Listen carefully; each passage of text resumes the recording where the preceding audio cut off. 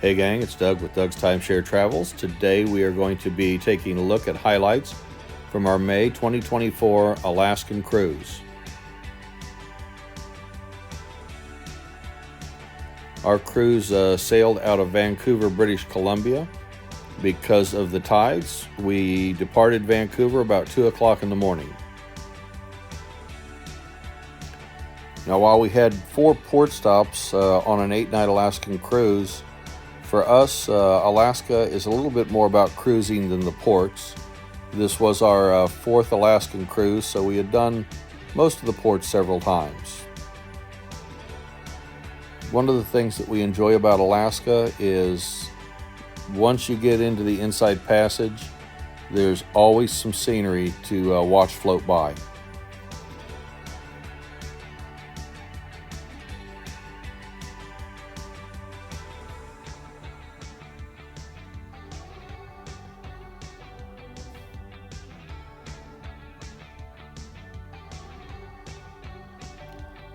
Now, our cruise had 4 port stops.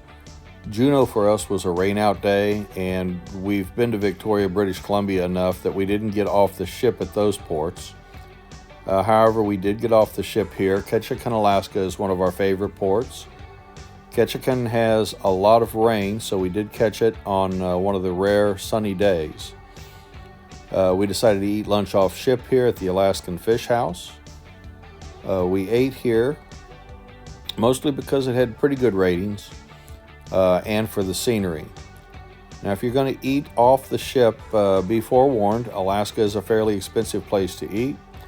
For 2 orders of fish and chips and a couple of drinks, I believe the total bill was about $68.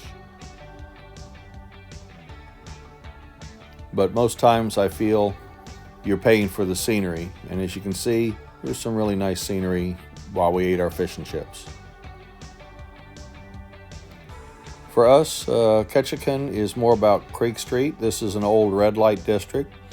Today it's dotted with tourist shops. The greenhouse there is Dolly's house. Dolly's house is an old brothel. We've walked through it before. It's very interesting. If you get here during the salmon run, you'll see the salmon swimming up the creek here to spawn.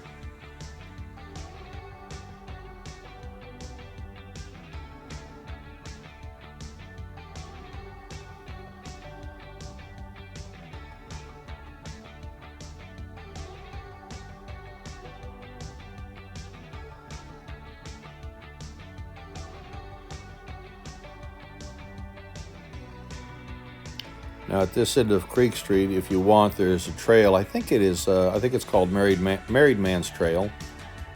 It walks along the creek, and it actually kind of circles back and comes up back behind all of the businesses on Creek Street. And back in the early part of the 20th century, most of those businesses were brothels and speakeasies, thus the name Married Man's Trail.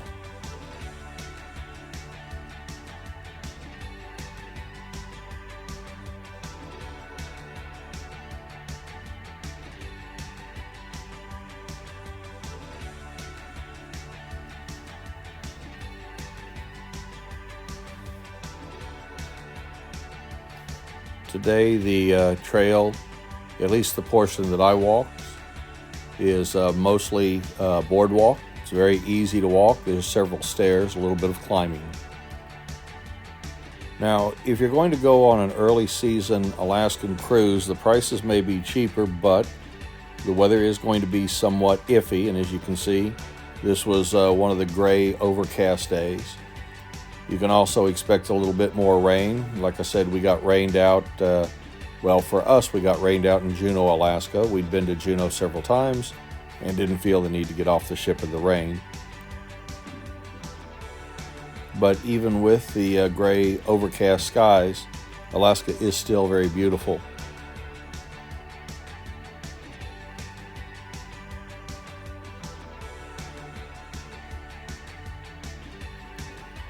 And of course, one of the things about Alaska is all the waterfalls that you can see.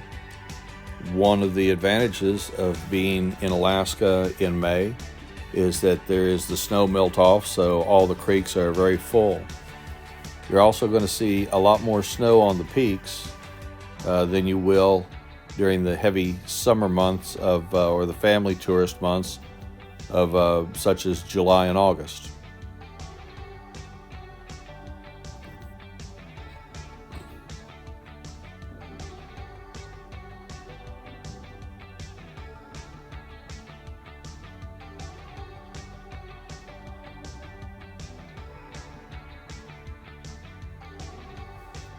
One of our other favorite ports is Skagway, Alaska. It was a little bit overcast and windy on the day that we were here.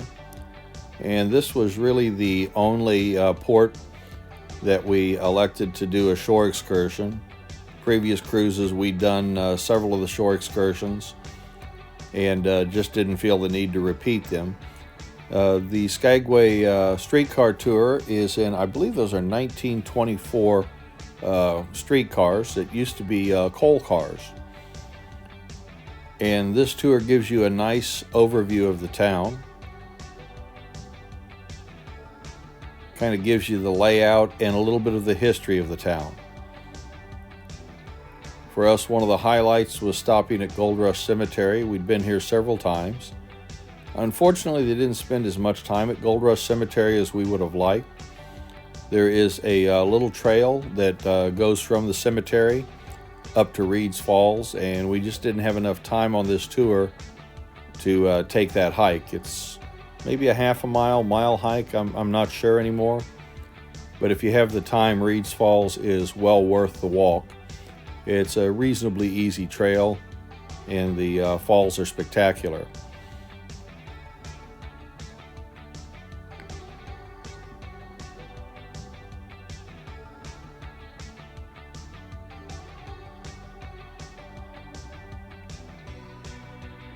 Another one of the highlights of the tours is the overview. And from here, of course, you can look back and you can see your ships. And you can see the entire town of Skagway. Now, Skagway is built in a valley. It was kind of the entrance to the gold rush. Most of the people that were looking for gold would come through Skagway. Because it's in a valley, it's also a wind tunnel. And in May, it can be cold and windy, so just be forewarned. We've been here twice in July, and we found July to be considerably more pleasant than it was in May. And even though we had an overcast day, it was still a nice day. We just had to wear layered clothing to help keep us warm.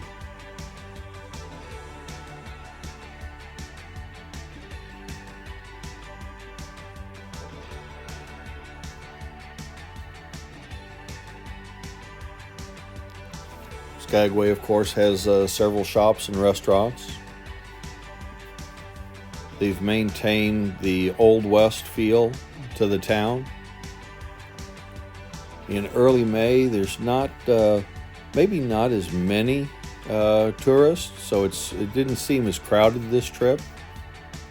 Or it may have just been that everybody was taking some of the tours, such as the train or the bus that takes you up through the pass. But we always enjoy walking around and doing a little bit of shopping in Skagway.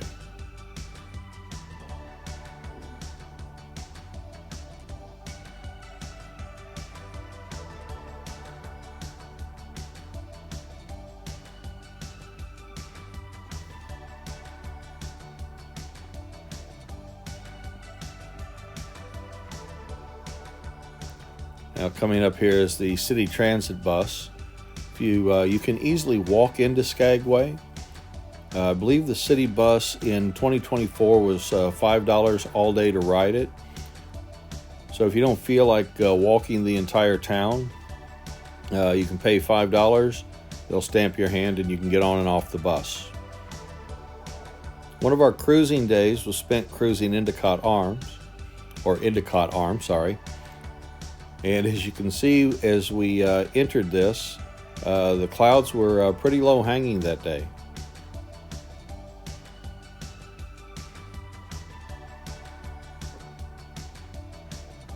One of the things about Alaska, every trip that we've ever been on, they've tried to swing by a glacier, and you're always going to see some ice in the water when you get close to the glaciers.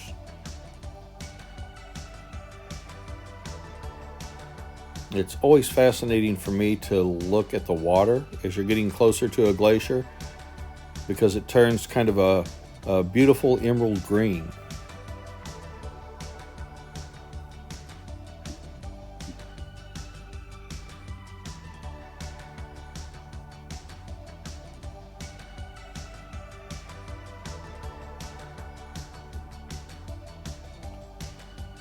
And again, there is just no shortage of waterfalls in Alaska, and they were really running pretty good in May. For us, that was the snow on the mountains, and the how full and beautiful the waterfalls were really was one of the highlights for us this trip.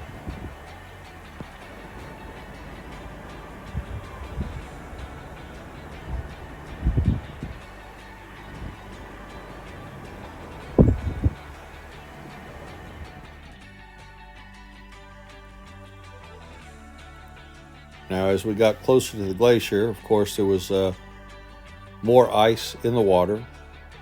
And eventually you'll see some of these pieces of ice got fairly large.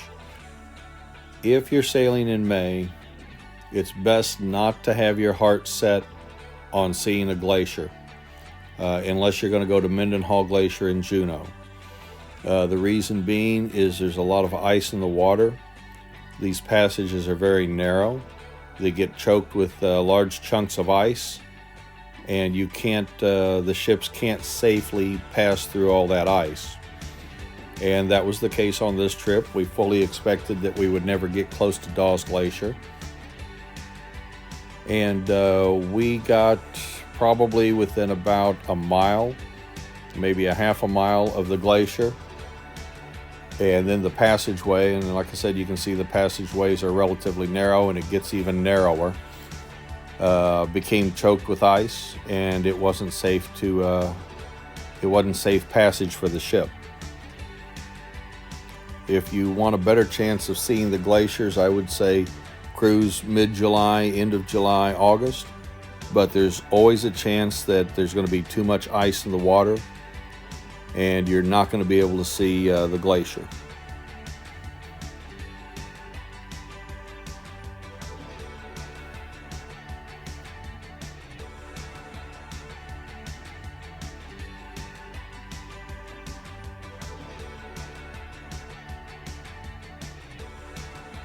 This was as far as we got, and just up around the bend, I didn't get a good shot of it, but just up around the bend, it was completely choked with ice, and there was just no way the ship was going to safely pass through. So that's kind of the highlights of our May 2024 Alaskan cruise. I'll leave you with a shot of this pilot boat. I hope you enjoyed the video. Until next time, guys, safe travel.